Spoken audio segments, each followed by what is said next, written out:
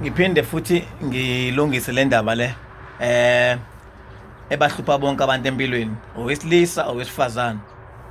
Ngenhlahla ke angivamanga ukuthi uma ngabe ngicelwa izinto lapha kuma inbox noma ama message amaningi ahle ecela ama video ngiwenze ngesimo sokuthi kwesinye isikhathi mina ivideo angicela umuntu ukuthi ngikhulume ngayo, kuyayifikela ukuthi ngikhulume ngayo leso sikhathi.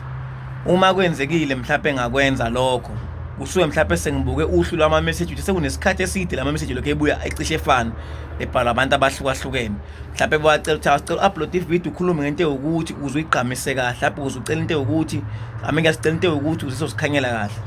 Okay, lawa bafowethu, umuntu mangabe ukuthi uphuphunyelwe umntwana, shuthi lo mntwana akaphilanga, akazalwanga, wabonakala uphuphumile.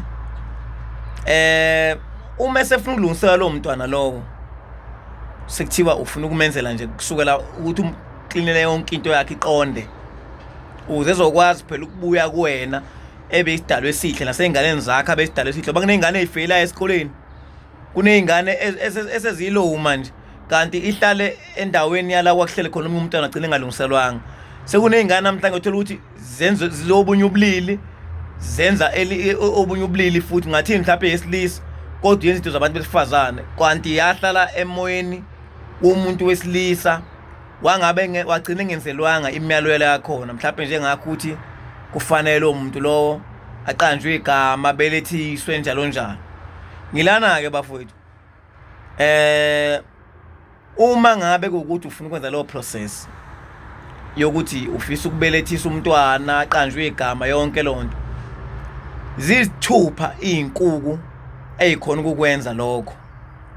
Ngokwami ukwazi, angikuphinde futhi, zizithupha izinkuku ezikhona ukukwenza lokho. Awukwazi inkuku eyodwa ukuthi ingenza iprocess e9. Inkuku eyodwa ingafika iqamba umuntu igama, inkuku eyodwa ingafike futhi ihlanze umuntu, inkuku eyodwa ingaphinde futhi imvula amehlo umuntu, inkuku eyodwa ingaphinde futhi imgqokise, inkuku eyodwa ingaphinde futhi kuningi lezi zinto lezi.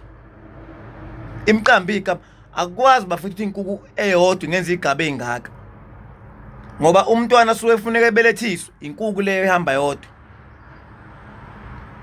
bese phinda futhi evulwa amehlo enye inkuku. Akushiyo ukuthi siyambethisa imvula amehlo la, cha.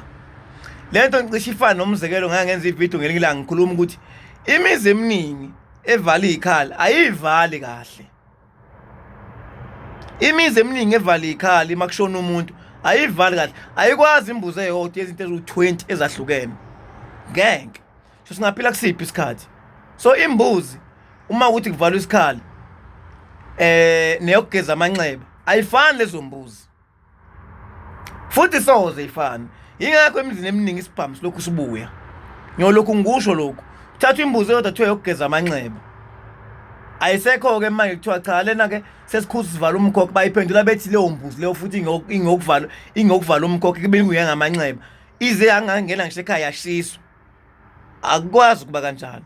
Ngilana 1, inkuku yokuqala eyokubelethisa umntwana, ukuthi uyabelethiswa ke manje unina wayo uyatetiswa. Esibili, inkuku yokumvula amehlo, inkuku yesibili leyo. Esithathu, eyokumhlanza enconjweni ngoba usuke umzanyana, eyokumklina ngamanye amazwi kumhlanza ukuze akwazi ukuthi ngisho engafike ibonasweni abona afike kahle umntwana. Esithathu leyo. Esine, eyokumqamba igama.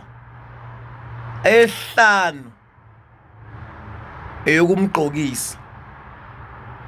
Esithupha, eyokumfaka esithebeni ke manje agonwe umakoti la ekhaya, agonwe izalukazi, kujatshulwe, akwazi ukudla nomntwana ahlambuluke. Vele usegeziwe ngalenye inkuku leyo ukuthi usengconjweni, noma angazi ngayichaza kanjani but angifuni ukubika leli gama leli engifuna ukulibeka ngayo. Abantu inconjwa kufanele belathe inconjwa lemeli igazi. So bafowethu, inkuku eyodwa ayikhona ukwenza into ezingaka, ayikwazi inkuku eyodwa umuntu yamgqokisa. Akufani kodwa ukwenza kwabantu nokwazi. Angisiyena umthandazi, abantu abaningi bayakwazi lokho.